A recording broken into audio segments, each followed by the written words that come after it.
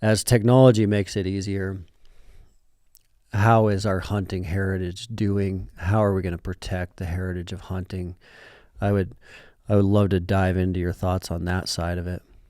Every generation since the advent of the firearm has had essentially this discussion, and whether that it was a conscious discussion or not, the discussion was there.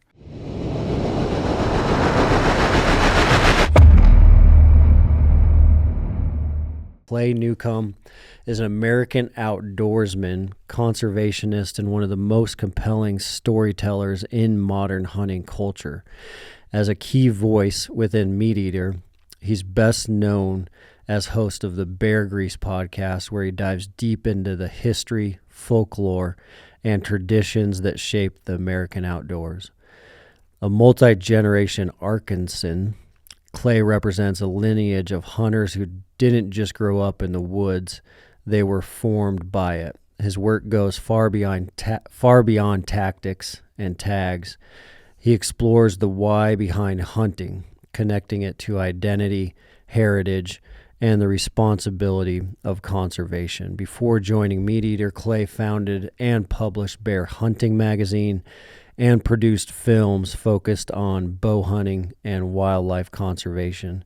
Today, he continues to be a leading voice in preserving the cultural roots of hunting while helping modern hunters stay connected to something deeper than just the pursuit. So, Clay, welcome to the Mountain Tough Podcast. Thank you, Dustin. Man, I was trying to figure out who you were talking about there for a minute.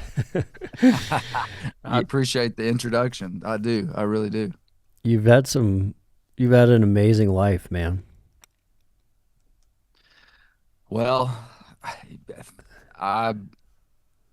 it's something I never thought I would be doing. And I never had an idea that I want to work in the outdoor industry. Like, it never was a goal.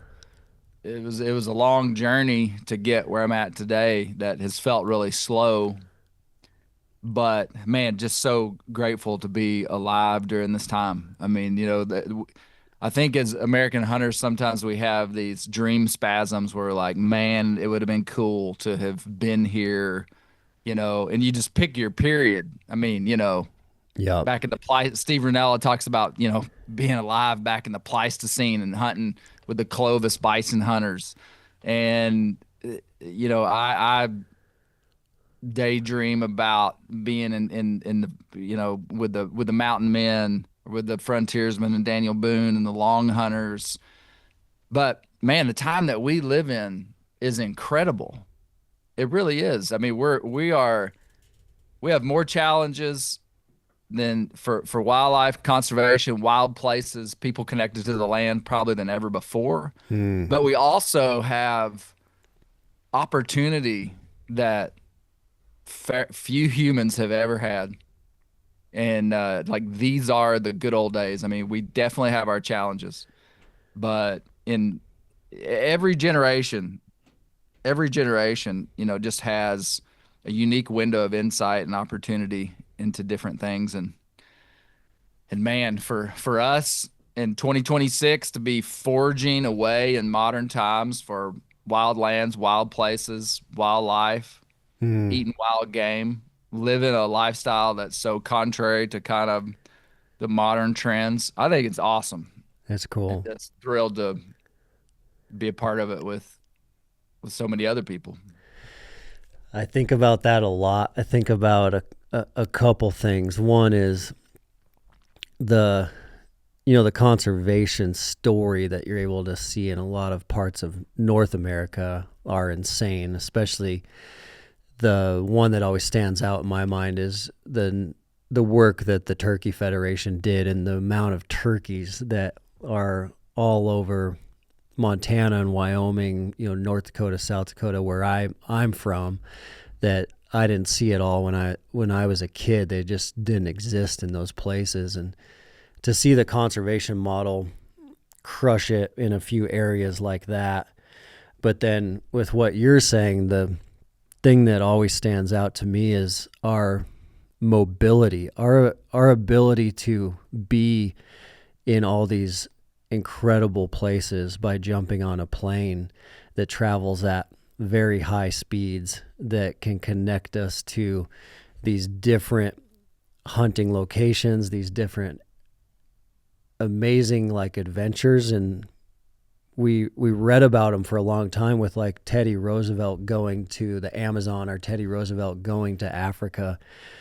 But like Teddy had to like ride 6 months on a boat to get to that African hunting experience. And then he had to get 6 months back home to tell those stories. And we're able to just, jump on a 14-hour flight. So it is a weird, interesting dichotomy for sure. Man, it is. And we don't really know yet the fruit of all of this. Just in the last 40 years, have we had the outdoor media like we've had, like telling these stories that in some ways has incentivized people to go. Like we just as more people do it, it becomes more known about being able to go to Alaska and Canada and the West. And, it's like the world is just so much bigger and so much more accessible. And, we really don't know the fruit of all that yet. Yeah. But definitely an exciting time to live. When you were in high school, what did you think your adult life was going to look like? So, I was raised in Mena, Arkansas, Western Arkansas, and in a rural town, 5,000 people, biggest city within an hour and 20 minutes any direction. And we were primarily deer hunters, whitetail deer hunters. My dad was a bow hunter, and he wouldn't even let us shoot a deer rifle. He wasn't against hunting deer with a rifle, but he was just that dedicated to archery.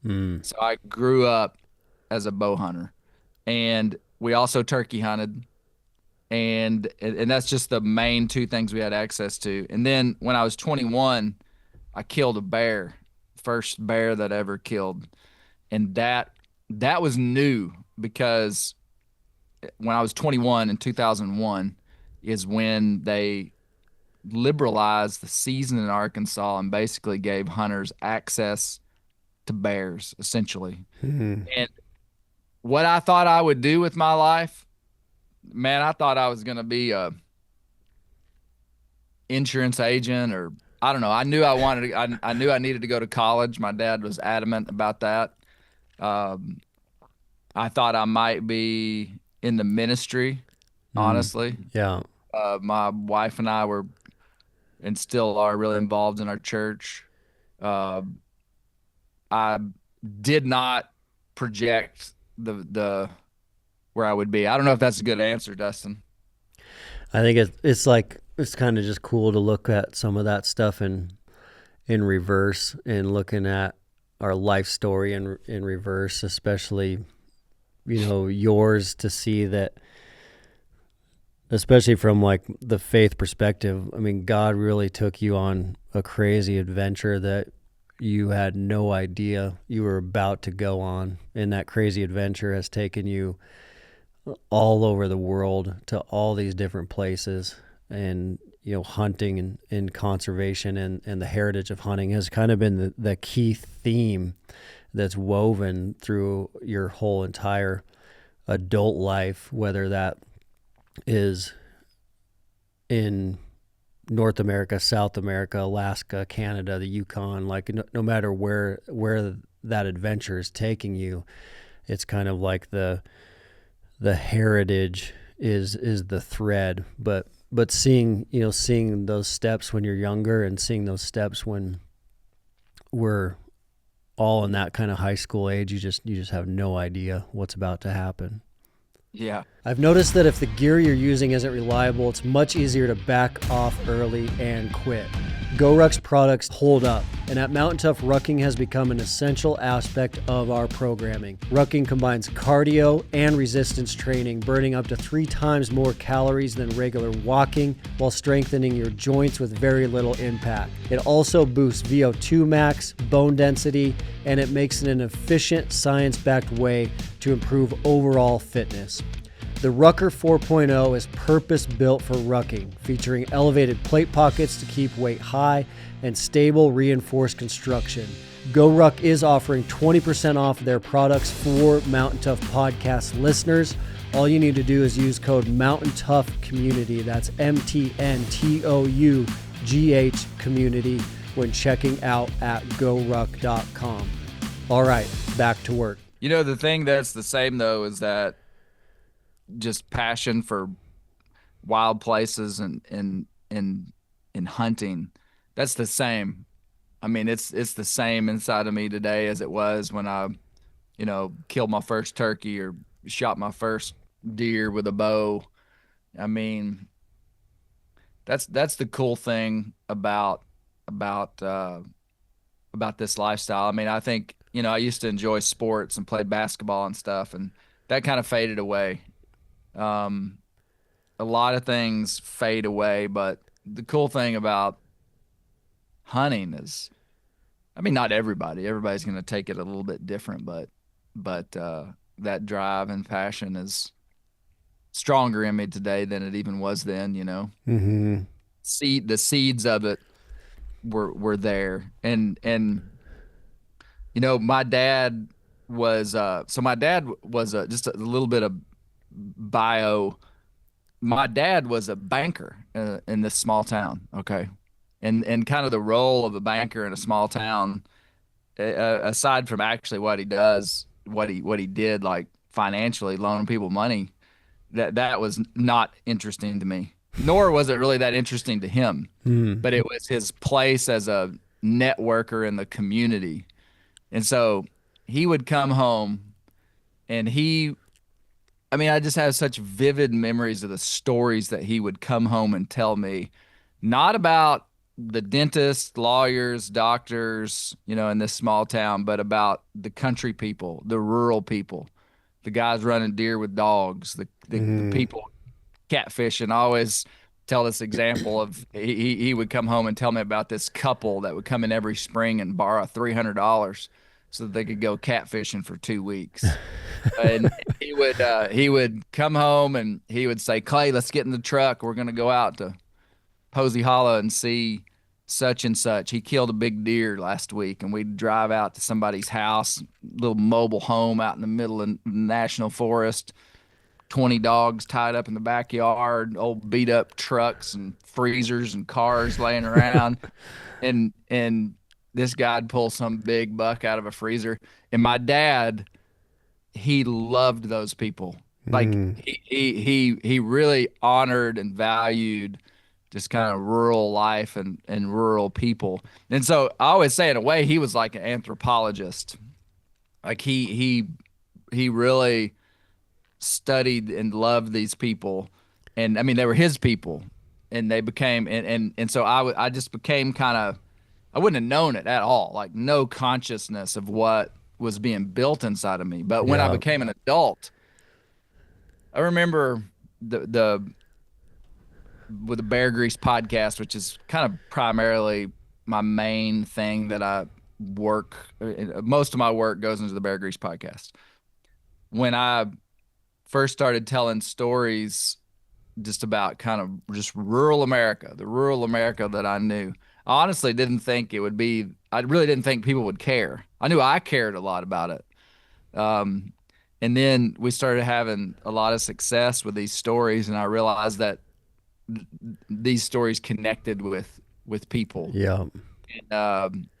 And going back to like where I came from and how that built me into what I am, or what I'm doing now, is that it's all very connected. I mean, me now working for MeatEater, this podcast, I'm 46 years old.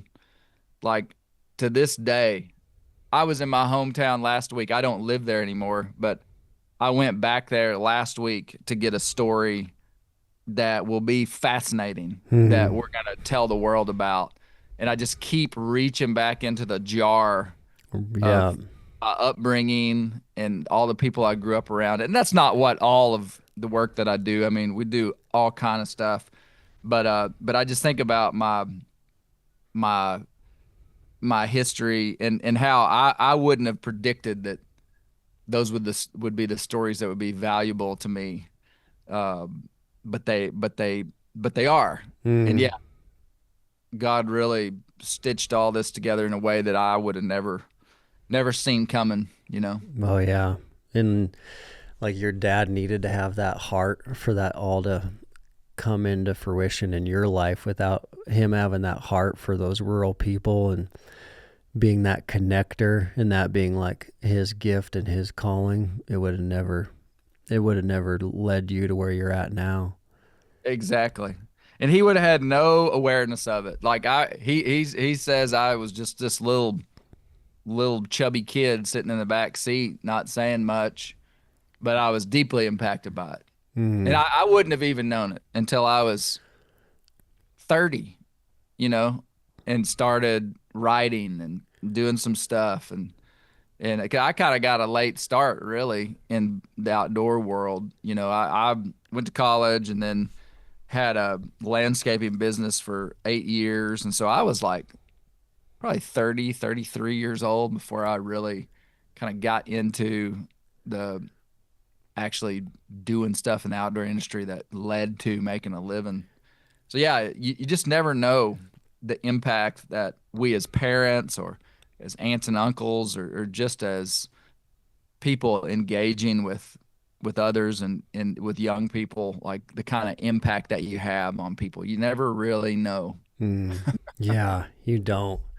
And you don't know how long some of those seeds are going to take to grow That's into right. something. And we might see them in our lifetime, we might never see them. Yeah. How, Yeah. how do you view kind of your calling and purpose now as it relates to what you're doing? Do you view it as like God gave you this gift as a storyteller, and you're going to use that gift to the best of your ability? Or how do you kind of view the lens of calling and purpose in the stage of life you're in right now? That's a good question.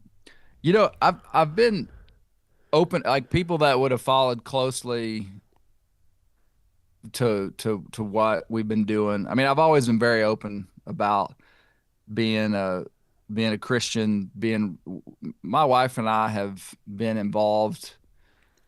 I mean, like actively involved in a church, in our church for the last 20 years. I mean, since we never weren't. I mean, it's always been a major part of our life and not just going to church, but a true focus on a relationship with God and a genuine belief that God is leading and guiding us and in the process of constant transformation Hmm. throughout our whole life. I mean, that's like a core value inside of me. Bear grease,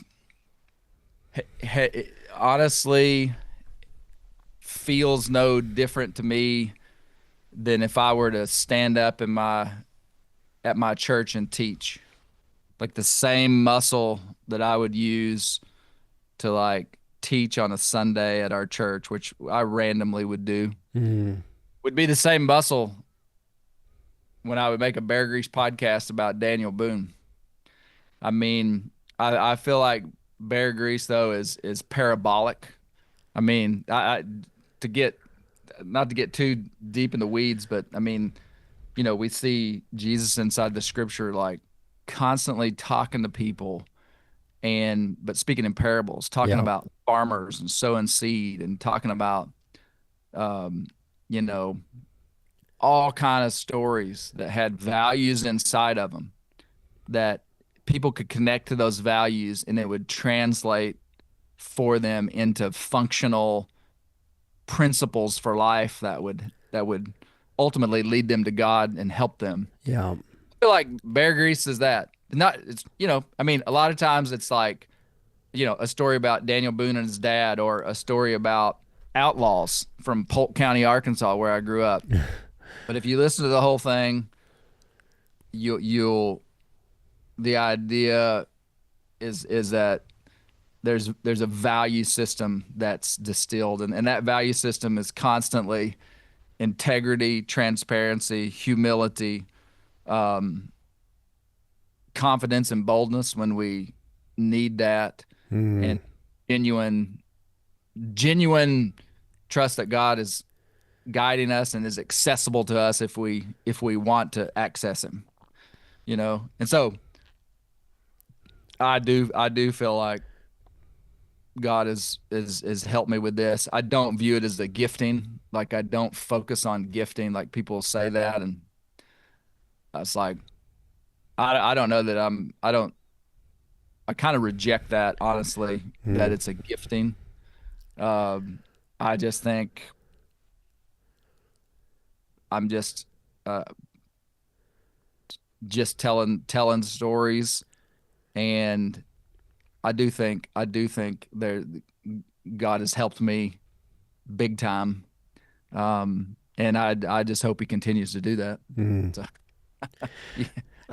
it's not when it's not you doing it, and again, it's not. I don't feel like it's like personal strength or competency inside of me. I mean, I really do, and I'm not this open very often, to be honest with you. I do think that it's a grace from God. It's not a gift. Yeah. It's a grace from God that allows something to just kind of pop, and shoot. Some people don't like bear grease. I hear about it all the time, but some people do.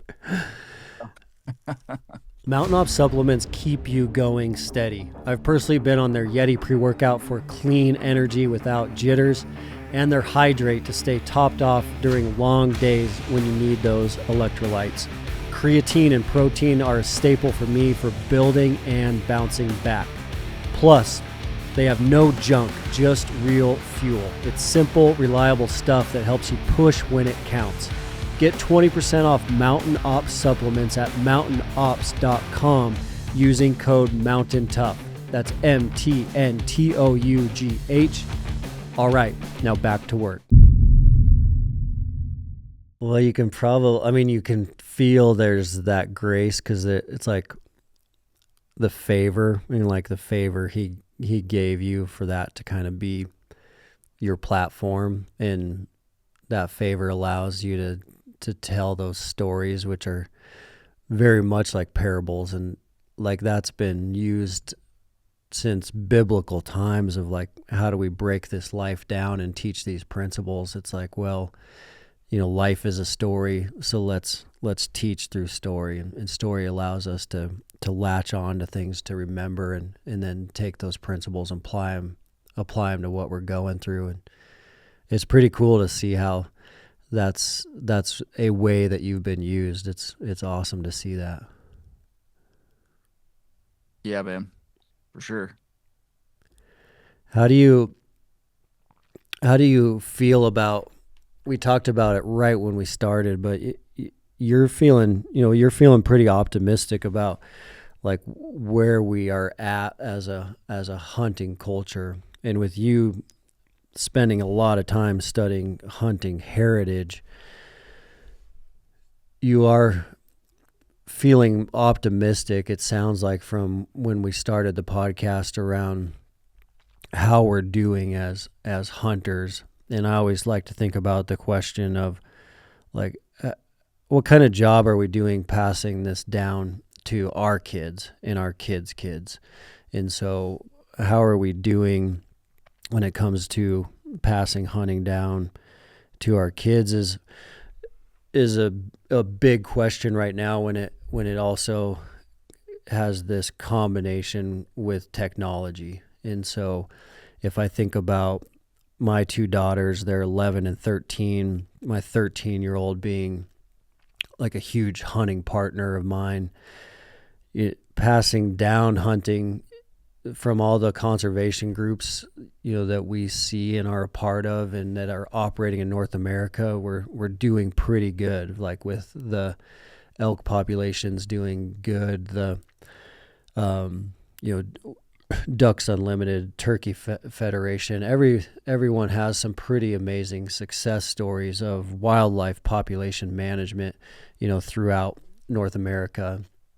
But then the interesting thing to me is the heritage of hunting, and how are we doing protecting the heritage of hunting, that I like to separate from how is the population management doing, because the heritage of hunting is an interesting one with, technology. Technology can make hunting easier. If we make hunting easier, then we are kind of removing what makes hunting so great, and that is pushing through adversity, pushing through hardship, going to these extreme survival kind of situations in our life where we don't know if we're going to make it out or not, and we have to problem solve, and we have to figure out a way to creatively survive. As technology makes it easier, how is our hunting heritage doing? How are we going to protect the heritage of hunting? I would love to dive into your thoughts on that side of it. Yeah. You've asked a couple of big questions, and I'm writing them down. Let's talk about technology. Let's talk about the state of the kind of union of hunting culture. Yeah. You've asked some good questions here. Let's talk about, I'll tell you just some thoughts on technology. And every generation since the advent of the firearm has had essentially this discussion, and whether it was a conscious discussion or not, the discussion was there. I mean, I think the absolute answer is the technology needs to be controlled when success rates surpass the wildlife resource, period. I mean, that it's like if we can, these endless debates about technology that I've seen in bow hunting my whole life. Yeah. I mean, man, golly, I love traditional archery. I truly do. I think it's pretty ridiculous that a traditional archer would have a problem with a compound archer, and likewise a compound archer might have a problem with a crossbow. I mean, I just think those three people have more in common than they could ever fully understand. I mean, it's essentially the same person, and the technology issue, I just don't think we have the right to police people. What polices us as a culture is, does a crossbow increase success rates to the point that it's impacting the resource? If it does not, then we've got to be able to let it go, or we've got to be able to just be okay with it. Because and then let's talk about, does technology decrease the skill involved in hunting to the point that it's really not hunting anymore? It's just too easy gathering meat. And Clay Newcomb would say, man, my dad taught me to bow hunt back in the 1990s, by golly, when guys were real bow hunters. We didn't have Onyx. We didn't have laser rangefinders. We were using pin sights. And that argument falls well, okay, those guys are the purists. And then today, guys have corn piles, laser rangefinders, cell phone images coming to their phone, food plots, scent technology for reducing your human odor, just like all the gadgets, all the technology. Deer hunting so much easier, and that argument just crumbles because they were saying the same thing about me in the 1990s, the guys from the 1960s. And the guys in the 1960s that were shooting laminated Fred Bear recurves, the guys from the 1930s that were using self bows made of single piece of Osage were going, oh man, Fred Bear's ruining archery. I'm kind of exaggerating to make a point. Yeah. Technology has always progressed forward, and there's no stopping it. Like the worst thing I think that you could do for hunting would be to police technology to the point that we were just irrelevant. I mean, like technology is going to increase. I mean, it would do no good to, in my opinion, and I could be wrong. I'm kind of just saying this out loud, just hear what you think, hear what others think. I just don't think there's no other industry that polices technology. For us to police technology to like a high degree is going to make us irrelevant. And at the same time, I'm the dude shooting a traditional bow, using dogs, which is like in some cases, which is like hyper primitive. I am purposefully going back to a lot of traditional ways of hunting. So Yeah. I just think we've got to be relevant. We started building the Mountain Tough app from the ground up back in 2016, and we've been refining it ever since with feedback from real hunters, military folks, and everyday grinders. If your training program isn't dialed in, it's just way too easy to back off. The Mountain Tough app changes that. Daily workouts you can do at home with minimal gear, in the gym or on the road, body weight, kettlebells, whatever you've got. Programs that build endurance and that mental edge you need for tough days or big adventures. Plus, the community keeps you accountable. Thousands of us grinding together. It tracks everything. It integrates with Apple Watch, and new features are being added daily. Listeners here get the 14-day free trial plus an extra month when you sign up with the code MOUNTAINPOD. That's MTNPOD at mountaintough.com. It's worth trying if you want to level up. All right, back to work. It's kind of a conundrum, but like when you think about whitetail deer populations down here in the Southeast, game agencies are just begging people to shoot deer. They truly are. I mean, they're just begging people to shoot deer. And then, does that, that leads to this idea of we've got to give people more opportunity, so the legalization of crossbows in different places. And now, should a crossbow season be its own season, an archery season be its own season? I could see that. I wouldn't be opposed to that necessarily.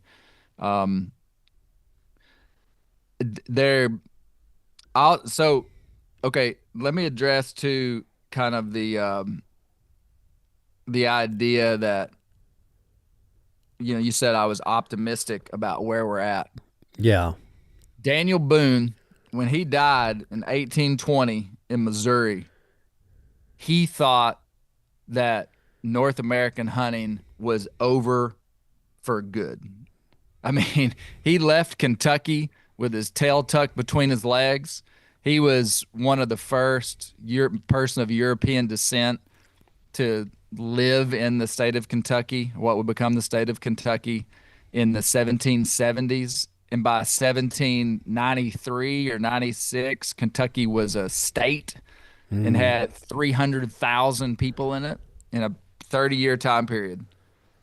And all the deer were gone. Basically, all the bison were gone. All the elk were gone. I mean, it was a wildlife disaster. Boone basically gets kicked out of Kentucky, run out of Kentucky, ends up in Missouri, and is just like, boy, the good old days of the 1770s. in the from 1810 to 1820, like the last 10, 15 years of his life. And then, you just keep tracking the story. Like every generation had some really wild thing that happened. I mean, from the mountain men who trapped out the beavers to the last bison. The bison story is crazy. Yeah. In the 1800s, the black bear, man, I've currently finished a 100,000 word manuscript that we've submitted to Penguin Random House that'll be out next year, next spring. A deep, detailed, wild story of the American black bear. That's just astonishing. And I mean, black bear were basically extirpated out of the eastern United States and in many places. Some places they hung on. And I mean, you just would have thought the story was over. Like those people would have just been like, bears are gone. Bears are gone and they ain't coming back. Well, guess what? In 2026, the American black bear is just thriving. Like every researched population in America is stable or growing. They're showing up in places they haven't been in 100 years.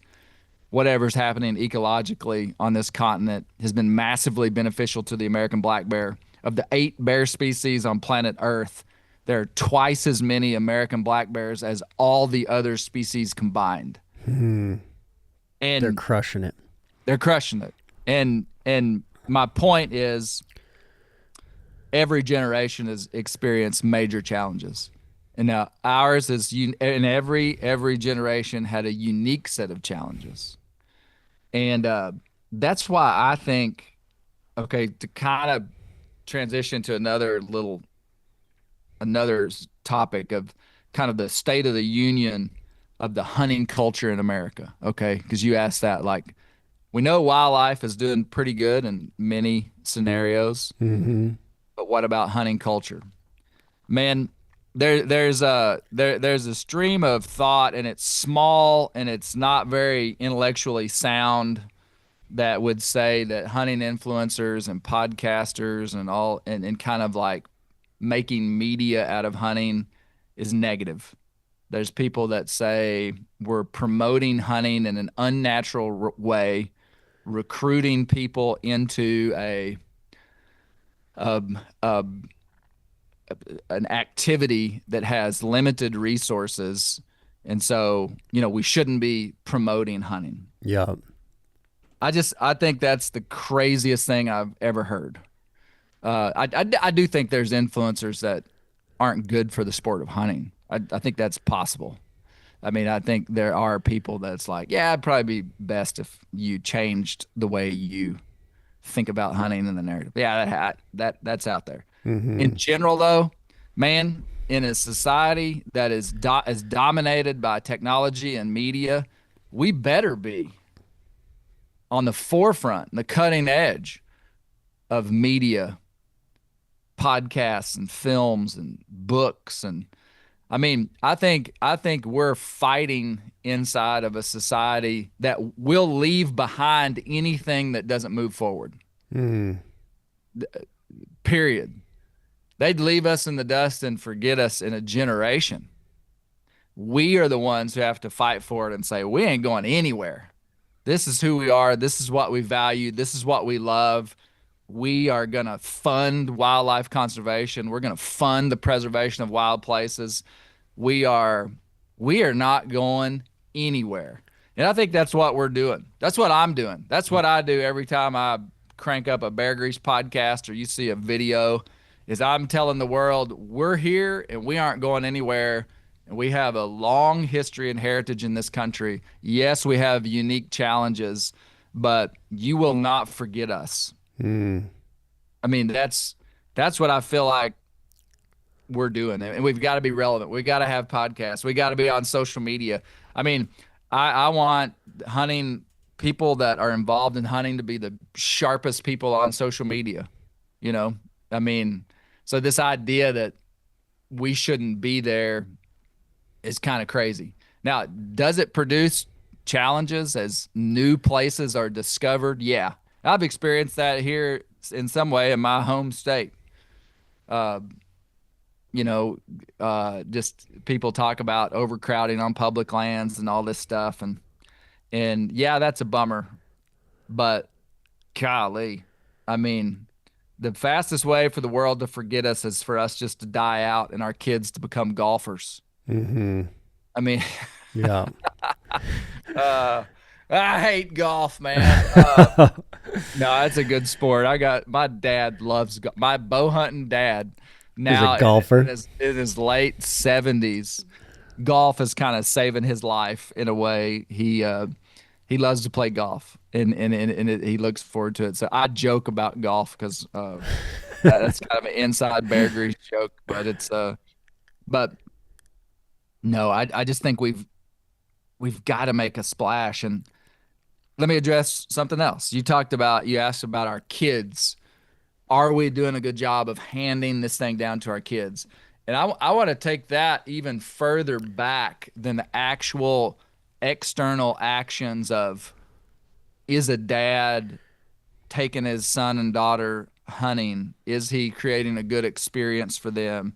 Is he creating a culture in his house where his kids want to go hunting? I think a bigger question that gets to the root, to me, of anything that we would do in our life is, are you a dad that, have you built a culture in your home where your kids respect you and your kids want to be with you because you are a beacon for them of protection and life and love and resource? And are you safe with them? When I say safe, I mean sometimes dads aren't very safe. I don't mean like they're abusing their kids, but they're hard on them. I've raised 4 kids. My youngest son is 18. And there were times in my life, even trying to be a good dad with God in my life, that I wasn't a great dad. I mean, I was harsh and I was difficult to be around. And that's what I want to challenge. And it's not just for hunting. I mean, it's broader than this, but it's like, are we passing down the things that we love to our children? That's kind of the question. A bigger question is, are you the kind of person that your child would want to emulate? Because I've seen it. My dad talks about how his dad, who was a wonderful man, my grandfather, was so hard to be around when he hunted that dad didn't want to go with him. You know? And so I guess what I'm pointing back towards is this holistic human question of, are our kids becoming hunters? Maybe a bigger question is, how are we as parents, as dads, as mothers? Are we being the kind of people that would make our kids want to be around us? Does that make sense, Dustin? Yeah. What's up, guys? Dustin here. As you know, good music in the gym for your workouts can change everything. The right music allows you to flip that switch and keep pushing when you need a breakthrough. We've been running the Turtle Box speakers for a while now, and these things are waterproof, tough, loud. These things are built like a tank. The Turtle Box Ranger is great if you're on the move. The original covers most days, and that's what you see around here. And the new Turtle Box Grande puts out some serious volume for big spaces. Check them out at turtleboxaudio.com. And that one is so good, man. And it makes me think of, like, there is a very interesting dichotomy to all of this. And there's probably like multiple dichotomies, but one is technology and the outdoors and the hunting heritage. One side of that is discussed is, like, especially in the Southeast, that there are so many deer because management has been good and there's less hunters. And so there's an argument that there are a lot of kids playing video games, and then there is AI hunting, where you can actually AI have your tree stand and AI have your food plot, and that's keeping people away from actually buying tags and going hunting. But then we see the flip side of that in the West, where, like, well, in the West, hunting backcountry elk is more popular than it ever has been. It's more difficult to get a tag than it ever has been. The crowded areas are at an all-time high, which is cool because people are drawn to come out west and go on some of these grueling backcountry adventures. And so, you see the dichotomy of AI food plots and tree stands, and someone saying no, like the comfortable life is not good for me. I'm going to sign up and I'm going to go hunt elk in Idaho. I've never done it before. It's scary, it's intimidating, it sounds hard. I know I'm probably going to get my butt kicked, but I'm going anyways. And I think that connects to the point that you just said of like the dad like a leader? Is the dad leading that family, leading that home? And part of leading that home are the kids learning some self-reliant skills? Do they know how to start a fire if they had to start a fire? Do they know how to change a tire if they had to change a tire?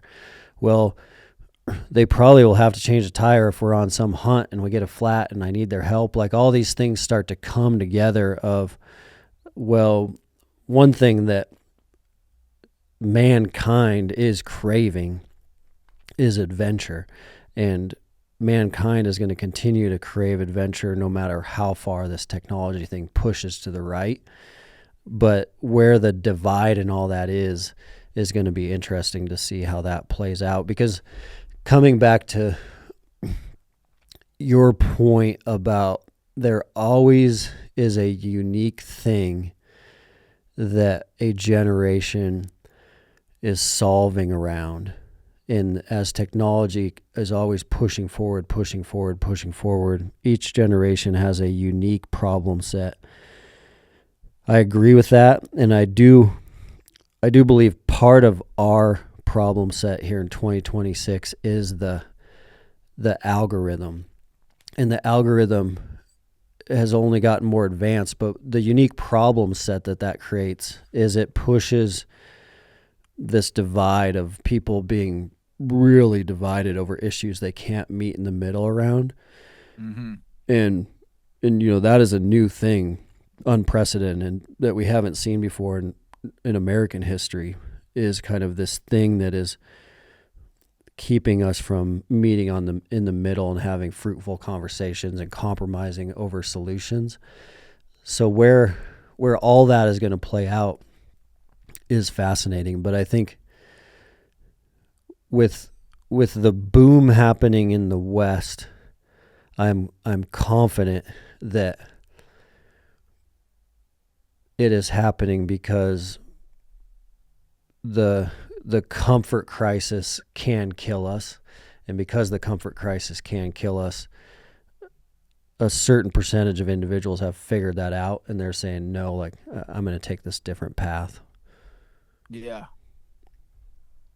Yeah, that's I think that's a good perspective, in that the comfort crisis and just people locked to their screens, and as AI and just all this stuff comes about, the authentic, the real, the gritty, the things that we do are going to be more and more appealing to people. And that, I think that's good. I do think that means that there's going to be challenges, and you may not have the whole place to yourself like you used to. But Daniel Boone had the same problem. Mm-hmm. It's all a matter of perspective, I mean, it really is. It's a matter of perspective, and we're probably not going back. That's the thing. I mean, it's a trap to get caught in the good old days. I mean, the thing that we've got to watch is our access. It's the volume of public lands. It's the way that we can use them. I mean, all those things are very real threats to our way of life, our access to firearms, our liberties inside of hunting.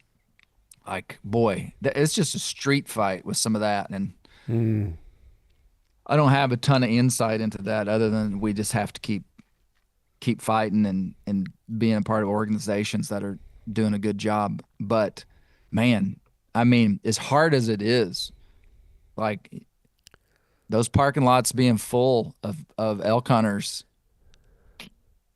I mean, I don't see how that's not a good thing for the long-term trajectory of hunting. I mean, I realize that's hard to say. Mm.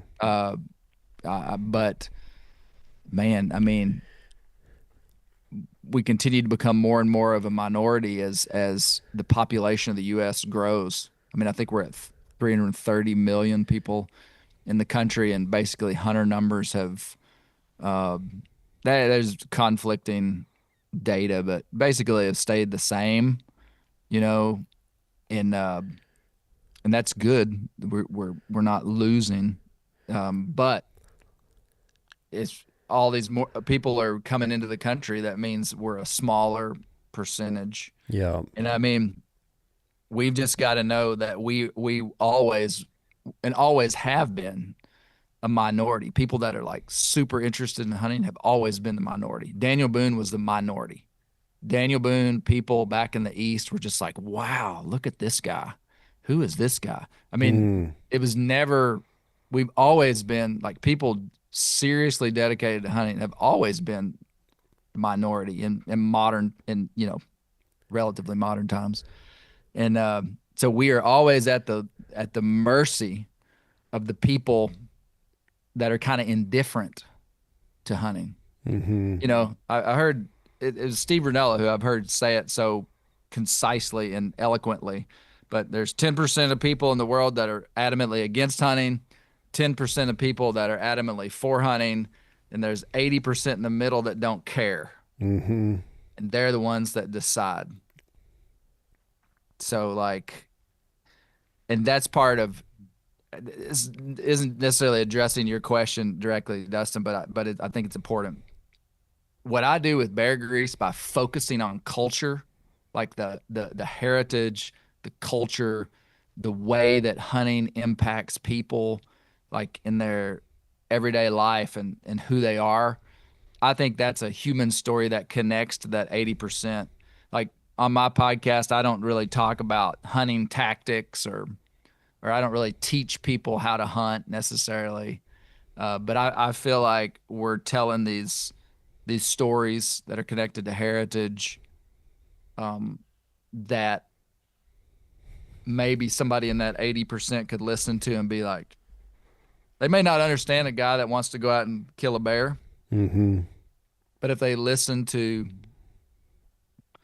a story about a guy and, you know, unique challenges in his life, that's really a human story that involves him as a hunter, maybe they could understand it. That's kind of what I try to do with Bear Grease. For more than a century, America's sportsmen and women have led the way in paying for the restoration of wildlife, conserving habitat, and investing in the future of our natural world. This is a legacy built not on what we take ourselves, but on what we give back. That's the nature of conservation, paying it forward for the next generation. This is the reason Mountain Tough is a proud partner of Wild Sheep Foundation, an organization committed to keeping and putting wild sheep on the mountain. If you're not already a member, learn more today at wildsheepfoundation.org. Man, it's so important. It does connect to how you said that as hunters, we got to be plugged into social media and we got to be good at it. We should be good at these books and we should be good at these podcasts and the media and the content, because that 80% is looking, and that 80% is paying attention, and that 80% is going to decide, and they're going to decide based on how they view us at any given moment. And that view can be tainted negatively, or it can be positive based on how we're upholding ourselves across all those media platforms. It highlights and emphasizes like the critical importance of how we behave, how we communicate, the things that we say and don't say. And like the standout example for me for sure is seeing the MeatEater episodes back in the day go on Netflix for that very first time. When that happened, my girls were pretty young, and I don't remember the exact ages, but like 6 or 9 or something like that. And we would be able to turn on, I would turn on an episode, and like Ranella would be spearfishing with someone, and they would be in the ocean and then cooking it up and making the recipe and breaking down the meat. And my young girls would just naturally come in and sit down, and they're just watching the MeatEater show with me. And it caught my eye at first because I was like, back then at that time, there was no other hunting show that I would be watching on my own that they would just authentically, organically come in and sit down next to me and watch.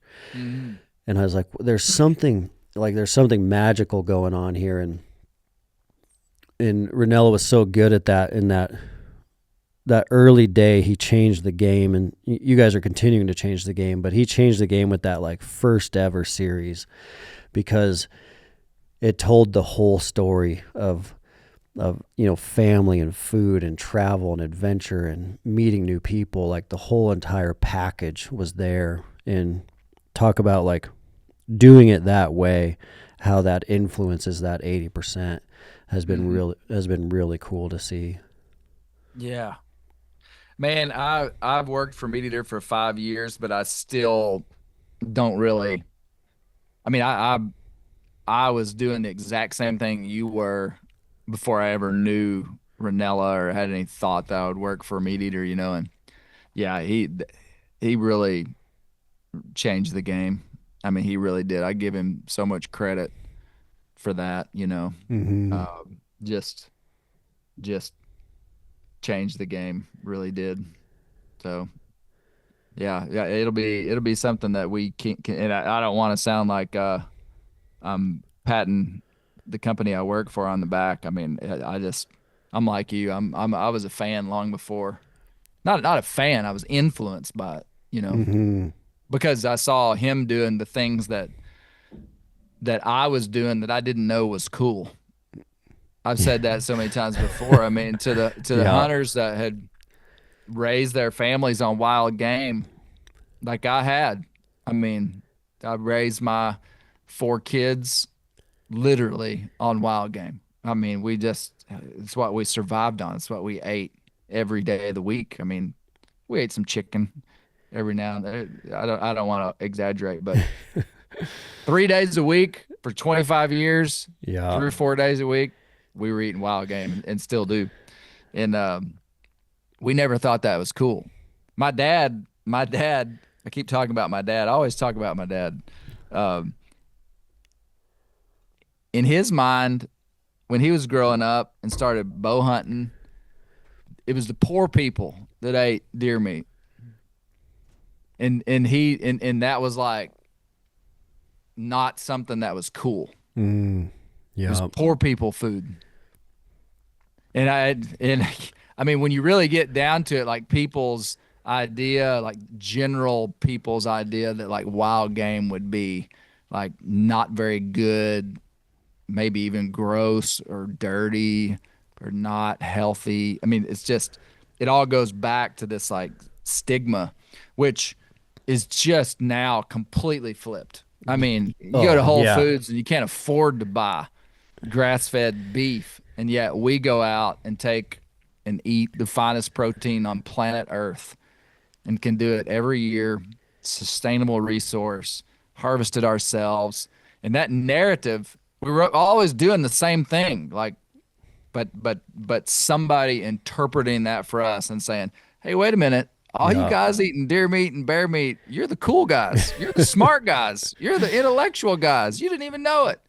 Oh, that was a game changer, man. And I mean, that's what we're still doing. I mean, inside of a ecological crisis in the world for how do we provide meat for people. And obviously not everybody in the world can eat wild game. We know that. It's not sustainable. But quite a few of us can.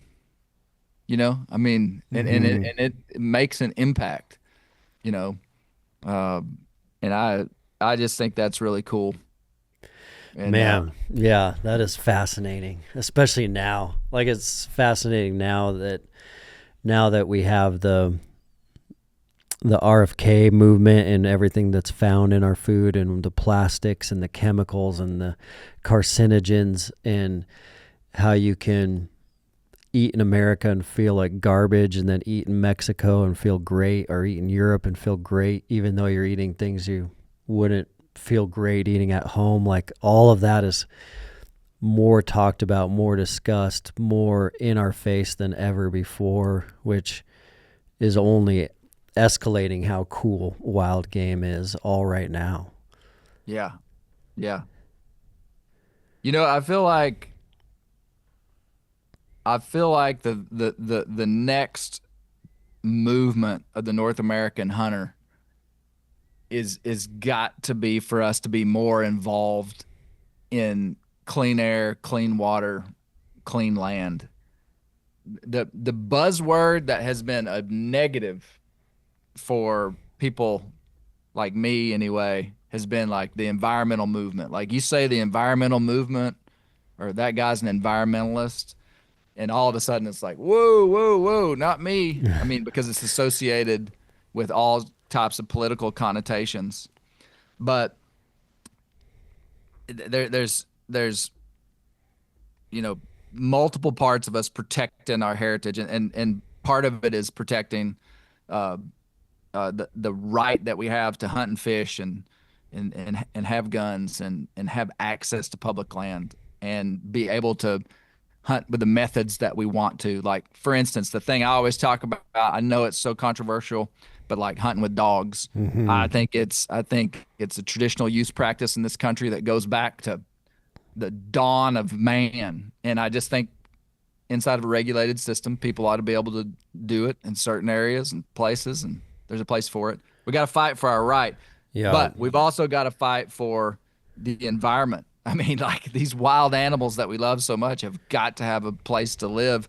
And for too long, like, our political affiliations have been like, yeah, we're pro-gun, we're pro-wild lands, but don't talk to me about clean air, clean water, clean land, because that means you're a liberal if you identify with those things. Mm-hmm. And golly, I don't know how to fix that. Yeah. I just know that that's the thing that we gotta fix. I'll tell you one thing, and I'm probably am gonna have to go here and just about noon, Dustin.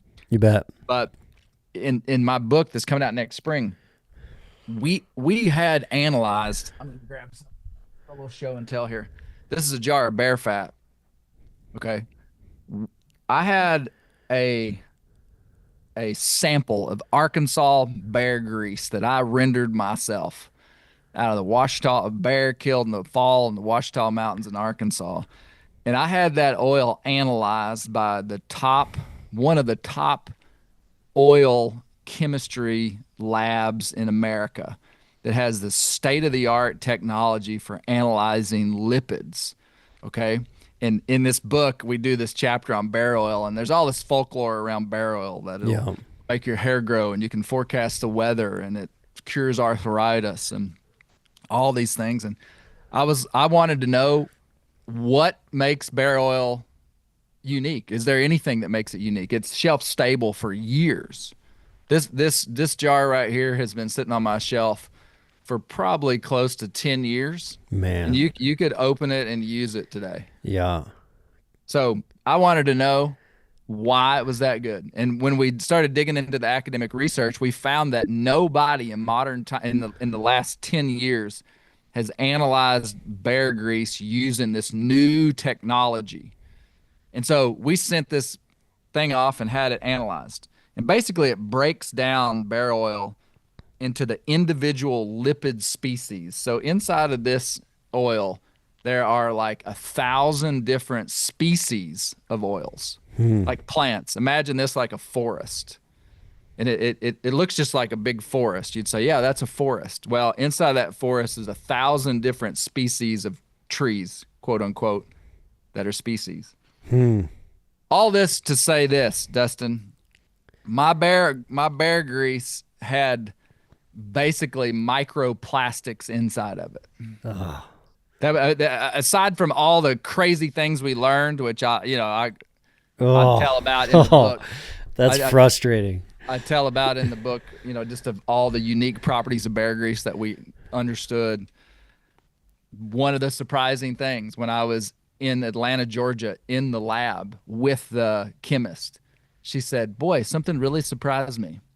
Your bear oil has microplastics in it." Oh, man. And I'm just like, the American hunter, our voice, if we want to be responsible in modern times. Now, Daniel Boone didn't have to worry about this. Daniel Boone didn't have microplastics and didn't have the Industrial Revolution, that I guess it had started by then, but I don't know. We just have a unique set of challenges and we have to adapt. Yeah. We can't be, our hands can't be tied by Labels. Historical political affiliations that I'm not, I don't even want to say Republican or Democrat. That's not what I'm talking about. I'm just saying, if we love wild places, we do have issues, and I don't know how to navigate that, completely. Yeah, that is fascinating and spot on. And it is like a label thing, an identity thing, a taxonomy thing of what we decide to put different words on. But we have to cross that bridge. And I do know you're out of time. I want to be respectful of that and get you out of here on time. But it's been awesome connecting and diving into this with you. I really appreciate it. Yeah, man. Well, thanks for having me on, Dustin. It's been a pleasure, and we'll do it again sometime. Well, thank you, sir. Yeah, and I can't wait to see your latest project come out. It's gonna be amazing. Thank you. Appreciate it.